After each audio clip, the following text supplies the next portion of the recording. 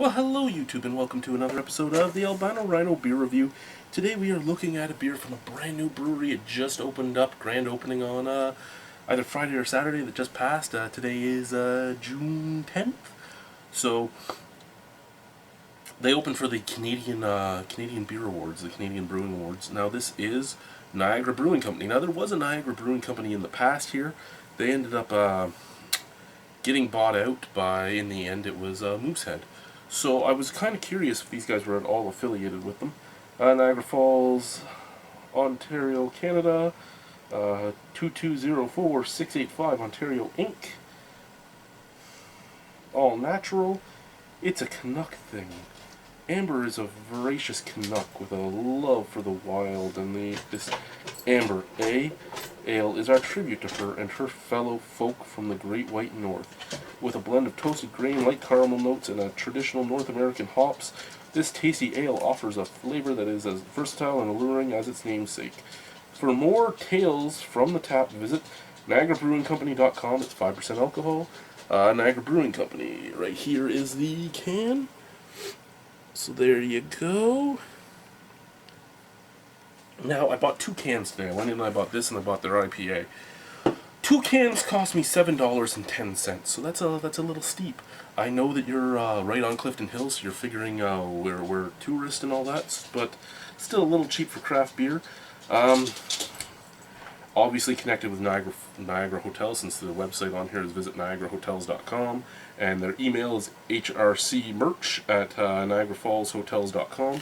So right there is why it costs so much. But yeah, if it's a good beer, it's a good beer. I just don't know if I would buy a bunch of them. So this would have been about $3.20, and the other one would have been, well, this probably would have been $3.40, and the other one like almost $4. $3.40 and $3.70 would be my guess, because this was $2.99 before they added the 81 cents of tax.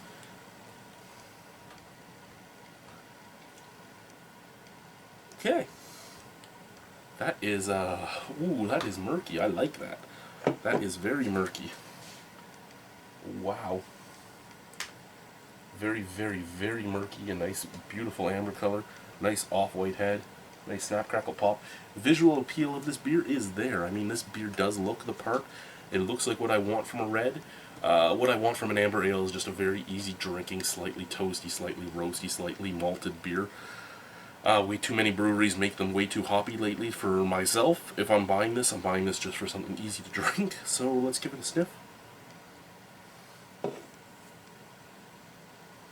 Okay.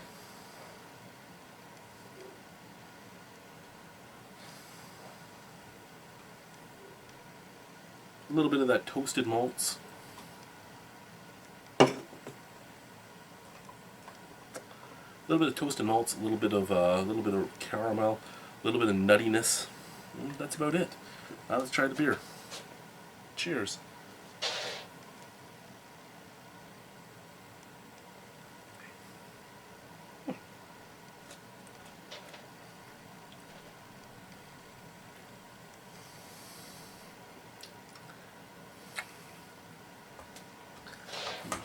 Roasty, toasty, carameled.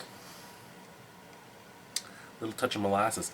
A little too bitter for myself for what I want from a red ale, but it's not bad. It's not overpowering bitterness. It's nothing like that. It's just, what the hell is that? It's just more bitterness than I was expecting on an amber.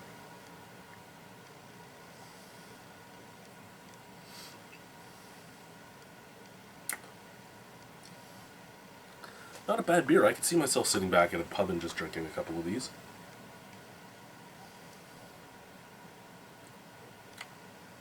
It's a solid beer. It really is. Again, some molasses, some caramel, a nice roastiness, a nice toastiness. So you're getting a little bit of that toastiness on the background in the bitterness area. You're also getting some dirtiness for your hops. A little bit of dirtiness, a little bit of pine. Touch of citrus, grapefruit almost. Bad beer? No, not at all. Great beer? No, not really. But I mean, for their first beers, their flagship beers, and for the group they're going for, I can see this working. I mean, It's a nice little amber ale. Out of 10 on this, I'd give it a 6.75. I don't see myself really buying many cans of this. I might in the future buy a few, but at like $3.30 a can, I could get a lot better choices for myself. I mean, I could buy cans of Innocent Gun for what, $2.85. So I mean, and they're 500 milliliters instead of 473. So I mean, I'm looking at things like that. Local brewery, yeah, great place to go if I'm with my friends. Sure, no parking though because it's on Clifton Hill. It's right beside the Rainforest Cafe if you're looking for it. It says it's at the intersection of Falls Avenue and Clifton Hill, but it's actually up a bit. Cool little place. Go there. 6.75 out of 10. Thank you. Bye.